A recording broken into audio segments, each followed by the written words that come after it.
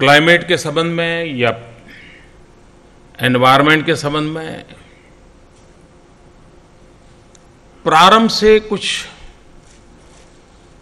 हमारी गलत अभिव्यक्ति रही है और हम ऐसे जैसे अपनी बात को उस प्रकार से दुनिया के सामने प्रस्तुत किया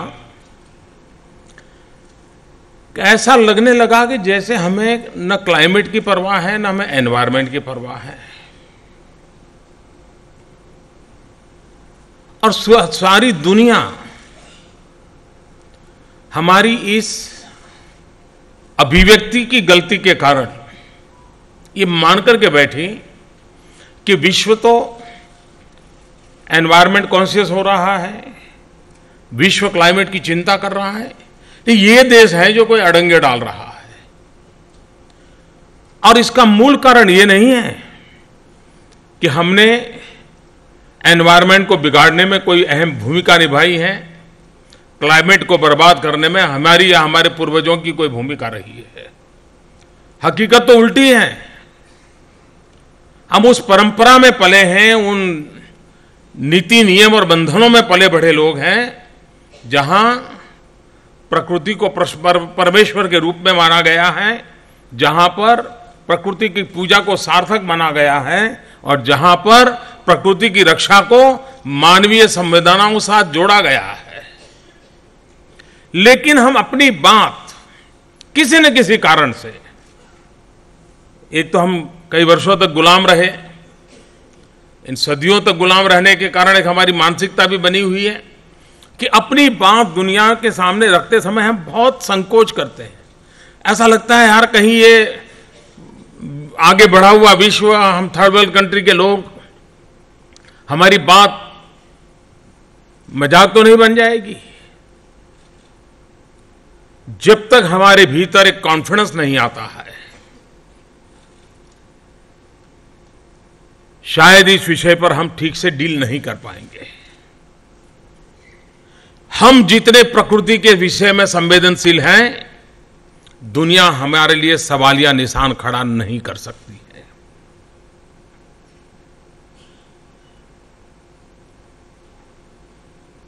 आज भी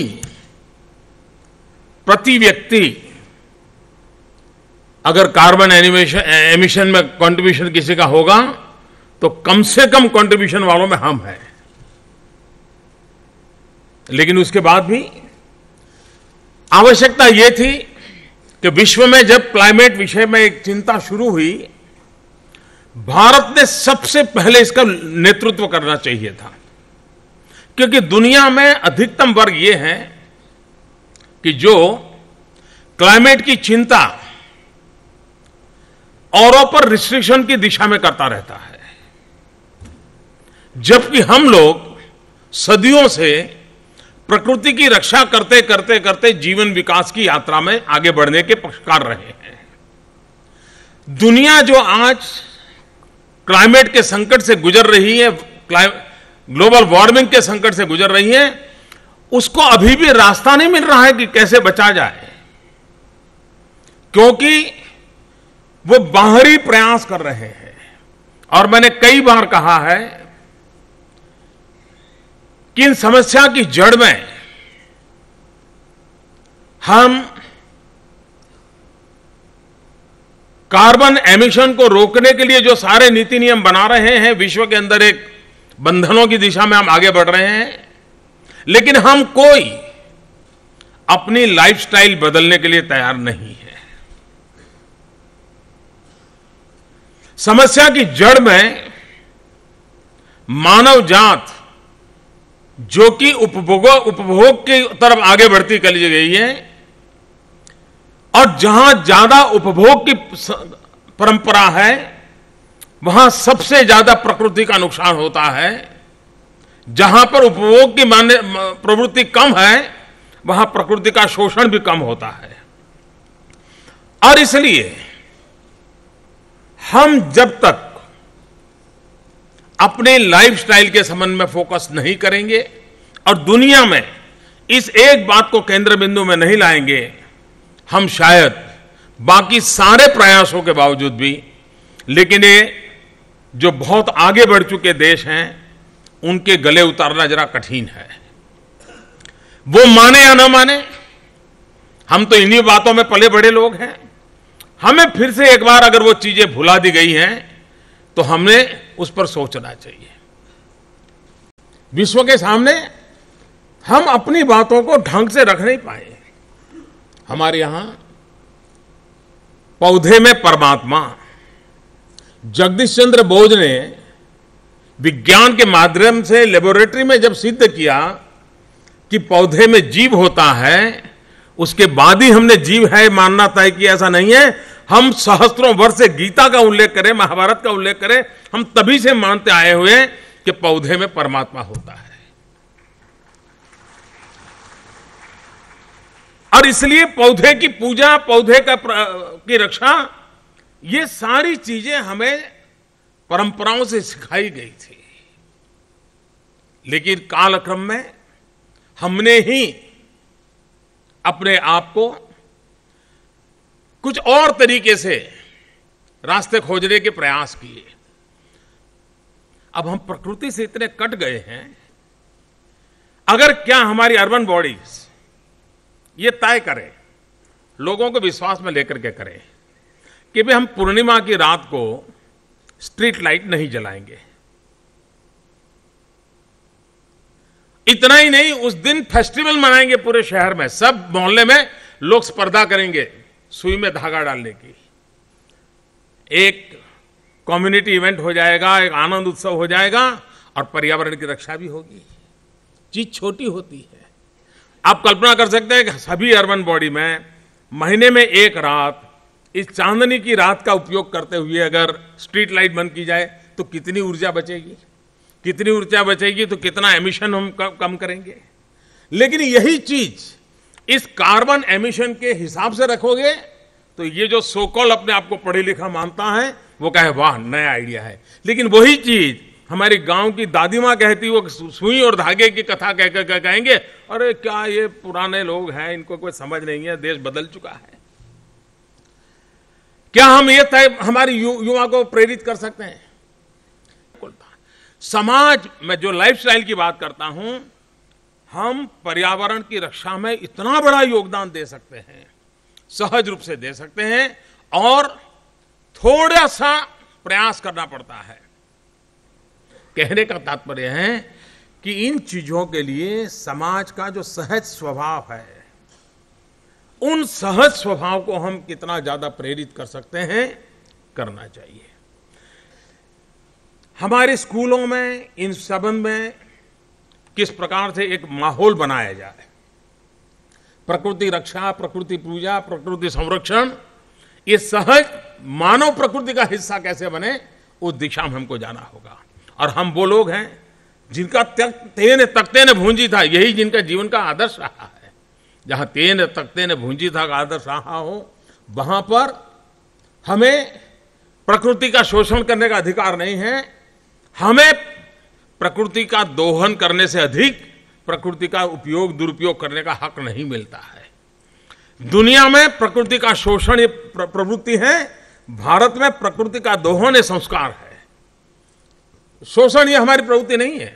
और इसलिए विश्व इस संकट से जो गुजर रहा है, मैं अभी भी मानता हूं कि दुनिया को इस क्षेत्र में बचाने के लिए नेतृत्व भारत ने करना चाहिए, और उस दिमाग से भारत ने अपनी योजनाएं बनानी चाहिए। दुनिया क्लाइमेट चेंज के लिए हमें गाइड करे और हम दुनिया को फॉलो करें, दुनिया पैरामीटर तय करे और हम दुनिया को फॉलो करें, ऐसा नहीं है। सचमुच में इस विषय में हमारी हजारों साल से वो विरासत है। हम विश्व का नेतृत्व कर सकते हैं, हम विश्व को मार्गदर्शन कर सकते हैं, और विश्व को इस संकट से बचाने के लिए भारत रास्ता प्रशस्त कर सकता है। इस विश्वास के साथ इस कॉन्फ्रेंस से हम निकल सकते हैं। हम दुनिया की बहुत बड़ी सेवा करेंगे। उस विजन के साथ हम अपनी व्यवस्थाओं के प्रति जो भी समयानुकूल जो भी बदलाव लाना है, हम बदलाव लाए। अब जैसे अभी, अब ये तो हम नहीं कहेंगे। अच्छा, कुछ लोगों ने मान लिया कि पर्यावरण की रक्षा और विकास दोनों कोई आमने सामने है। ये सोच मूलभूत गलत है। दोनों को साथ साथ चलाया जा सकता है, दोनों को साथ साथ आगे बढ़ाया जा सकता है। कुछ डूज एंड डोंट्स होते हैं, इसका पालन होना चाहिए। अगर वो पालन होता है तो हम उसकी रखवाली भी करते हैं और उसके लिए जो चीजें करें। अब जैसे अभी हमने कोयले की खदानें उसकी नीलामी की, लेकिन उसके साथ साथ उनसे जो पहले राशि ली जाती थी एनवायरमेंट प्रोटेक्शन के लिए, वो 4 गुना बढ़ा दी, क्योंकि वो एक महत्वपूर्ण हिस्सा है, तो आवश्यक है तो वो भी बदलाव किया। हमारी ये कोशिश रहनी चाहिए कि हम इस प्रकार से बदलाव लाने की दिशा में कैसे प्रयास करें, और अगर हम प्रयास करते हैं तो परिणाम मिल सकता है।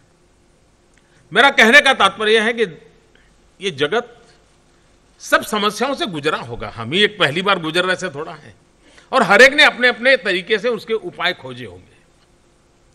उनको फिर से एक बार वैज्ञानिक तरीके से, वैज्ञानिक तराजू से देखा जाए कि हम इन चीजों को कैसे फिर से एक बार प्रयोग में ला सकते हैं, थोड़ा उसको मॉडिफाई करके प्रयोग में ला सकते हैं, ताकि हम जो विश्व की चिंता है उसमें हम मदरूप हो।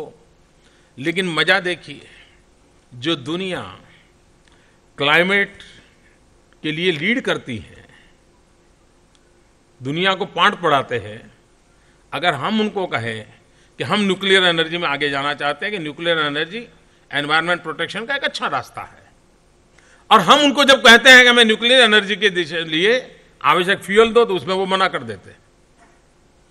यानी हम दुनिया की इतनी बड़ी सेवा करना चाहते हैं, लेकिन आप सेवा करो, ये नियम पालन करो, वो पालन करो। मैं दुनिया के उन सभी देशों से आग्रह करना चाहूंगा कि भारत जैसा देश जो इस प्रकार से नेतृत्व करने के लिए तैयार है एनवायरमेंट प्रोटेक्शन के लिए, सिविल न्यूक्लियर की तरफ हमारा बल है, हम न्यूक्लियर एनर्जी पर आगे बढ़ने के लिए तैयार हैं। हम इन्वेस्टमेंट ज्यादा होता हम करने को तैयार है, क्योंकि हमें पता है कि पर्यावरण की रक्षा में वो अच्छा सा अच्छा रास्तों में से महत्वपूर्ण है। लेकिन वही लोग जो हमें एनवायरमेंट के लिए भाषण देते हैं, वो न्यूक्लियर के लिए फ्यूल देने के लिए तैयार नहीं होते हैं। ये दो तराजू से दुनिया नहीं चल सकती, और इसलिए विश्व पर हमने भी ये दबाव पैदा करना पड़ेगा। और मुझे विश्वास है कि आने वाले दिनों में ये दबाव दिखने वाला है, लोग अनुभव करेंगे। एक छोटा सा प्रयोग है, मैं अर्बन बॉडी के मित्रों से आग्रह करूंगा। मान लीजिए हम हिंदुस्तान में 500 शहर पकड़े जहां 1 लाख से ज्यादा आबादी है, और वहां पर हम तय करें। अब देखिए, आज जो शहर का कूड़ा कचरा फेंकने के लिए जो जमीन की जरूरत है ना, हजारों एकड़ भूमि की जरूरत पड़ेगी अगर ये कचरों के ढेर करने हैं तो। अब जमीन लाओगे कहां से? और जमीन नहीं है तो क्या मतलब है कि कूड़ा कचरा पड़ा रहेगा क्या? और इसलिए हमारे लिए उस पर प्रोसेस करना, रिसाइकल करना, वेस्ट मैनेजमेंट करना, ये अनिवार्य हो गया है, और वैज्ञानिक तरीके उपलब्ध हैं। अगर हम urban body waste water treatment करें और पानी को ठीक करके अगर किसानों को वापस दे, वरना एक समय ऐसा आएगा शहर और गांव के बीच संघर्ष होगा पानी के लिए। गांव कहेगा मैं शहर को पानी नहीं दूंगा, देने दूंगा, और शहर बिना पानी मरेगा। लेकिन अगर शहर जो पानी उपयोग करता है उसको रिसाइकल करके गांव को अगर वापस दे देता है खेतों में, तो ये संघर्ष की नौबत नहीं आएगी। और एक प्रकार से ट्रीटेड वाटर होगा तो फर्टिलाइजर की दृष्टि से उपयोगी इस प्रकार से उस पानी को बना करके दिया जा सकता है। और अर्बन जो बॉडी होता है उसके अगल बगल के गांव होते हैं, वो ज्यादातर सब्जी की खेती करते हैं, और वही सब्जी उनकी शहर के अंदर बिकने के लिए आती है, और रोजमर्रा की उनकी आजीविका उससे चलती है। हम इन्हीं को सॉलिड वेस्ट मैनेजमेंट करके, सॉलिड वेस्ट में से हम मानो फर्टिलाइजर बनाएं, और वो फर्टिलाइजर उनको दें, तो ऑर्गेनिक सब्जी शहर में आएगी कि नहीं आएगी? इतनी बड़ी मात्रा में अगर हम फर्टिलाइजर देते हैं शहरों के कूड़े कचरे से बनाए हुआ, तो अच्छी क्वालिटी का विपुल मात्रा में सब्जी शहर में आएगी, तो सस्ती सब्जी मिलेगी कि नहीं मिलेगी? सस्ती सब्जी गरीब से गरीब व्यक्ति खाएगा तो न्यूट्रिशन में के प्रॉब्लम को सॉल्व होगा कि नहीं होगा? वेजिटेबल सफिशिएंट खाएगा तो हेल्थ सेक्टर का बजट कम होगा कि नहीं होगा? एक प्रयास कितने और चीजों पर इफेक्ट कर सकता है, इसका अगर हम एक इंटीग्रेटेड अप्रोच के साथ काम करें तो हम हमारे गांवों को भी बचा सकते हैं, हमारे शहरों को भी बचा सकते हैं। कभी कभार अज्ञान का भी कारण होता है। हमारे यहाँ देखा है कि फसल होने के बाद, अब जैसे कॉटन है, कॉटन लेने के बाद बाकी जो उसको जला देते हैं। लेकिन उसी को अगर टुकड़े कर करके खेत में डाल दे तो वही चीज न्यूट्रन के रूप में काम आता है, फर्टिलाइजर के रूप में काम आती है। मैंने एक प्रयोग देखा था, केले की खेती हमारे यहाँ हो रही थी, तो केला उतारने के बाद केला देने की जब उसकी क्षमता खत्म हो जाती है तो वो जो पेड़ का हिस्सा होता है उसके टुकड़े कर करके उन्होंने जमीन में डाले। और मैंने अनुभव किया कि उसके अंदर इतना वाटर कंटेंट होता है केले के वेस्ट पार्ट में कि 90 दिन तक आपको फसल को पानी नहीं देना पड़ता है, उसी में से फसल पानी ले लेती है। अब हम थोड़ा सा इन चीजों का प्रयोग समझे सीखे, इसको अगर पॉपुलर करें तो हम पानी को भी बचा सकते हैं, फसल को भी बचा सकते हैं। हम चीजों को किस प्रकार से, और इसके लिए कोई बहुत बड़ा आधुनिक से आधुनिक विज्ञान की जरूरत होती है ऐसा नहीं है, सहज समझ का विषय होता है। इनको जितना हम आगे बढ़ाएंगे हम इन चीजों को कर सकते हैं। भारत सरकार, राज्य सरकार और लोकल सेल्फ गवर्नमेंट, ये तीनों मिलकर करके हम एनवायरमेंट प्रोटेक्शन को प्रायोरिटी देते हुए, हमारे नगरों को स्वच्छ रखते हुए, वहां के कूड़े कचरे को वेस्ट में से वेल्थ क्रिएट करें। और बहुत एंटरप्रेन्योर अब मिले हैं। एक बार हमने सफलतापूर्वक 2500 किलोमीटर लंबी गंगा के अंदर जाने वाले प्रदूषण को रोक लिया। पूरे दुनिया के सामने और पूरे हिंदुस्तान के सामने एक नया विश्वास पैदा कर सकते हैं कि हम सामान्य अपने तौर तरीकों से पर्यावरण की रक्षा कर सकते हैं। यह विश्वास पैदा करने के लिए एक मॉडल के रूप में इस काम को खड़ा करना है। और एक बार एक काम खड़ा हो गया तो और काम अपने आप खड़े हो जाएंगे। एक विश्वास पैदा करने की आवश्यकता है और किया जा सकता है। इस सपने के साथ फिर एक बार मैं दोहराता हूं, ये एक ऐसा विषय है जो हमारी बपोती है, हमारी डीएनए है। हमारे पूर्वजों ने इस विषय में मानव जाति की बहुत बड़ी सेवा की है। विश्व का नेतृत्व हमारे पास ही होना चाहिए। क्लाइमेट के मुद्दे पर यह मिजाज होना चाहिए। पूरे विश्व को हम दिखा सकते हैं कि ये हमारा विषय है, ये हमारी परंपरा है। दुनिया को हम सिखा सकते हैं। इतनी ताकत के साथ हम यहां से निकले, यही अपेक्षा के साथ बहुत बहुत शुभकामनाएं। धन्यवाद।